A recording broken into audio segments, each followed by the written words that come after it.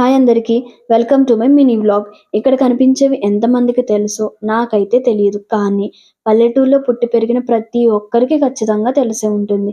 వీటిని మేము టెంకపప్పు, బుర్రగుంజు అని అంటాం. పేరు ఏదైతే ఏముంది కానీ దాని ఉపయోగాలను గుర్తు చేద్దామనేదే మా ఉద్దేశం. ఇది మనందరికీ బాగా తెలిసిన తాటి చెట్టు నుండి దొరుకుతుంది.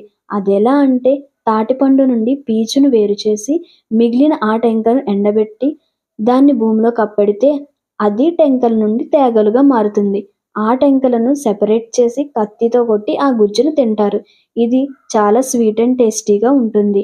అలాగే దీనిలో తక్కువ క్యాలరీస్ ఉంటాయి. ఎక్కువ ఫైబర్ కంటెంట్ ఉంటుంది.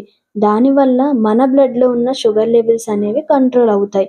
అంతకంటే ముఖ్యంగా కెమికల్స్ లేకుండా నేచర్ నుంచి మనకు లభించే నేచురల్ ఫుడ్ సోర్స్ కాబట్టి దీన్ని మనం తినడం మన ఆరోగ్యానికి ఎంతైనా అవసరం. ఇదంటే మాకు చాలా ఇష్టం.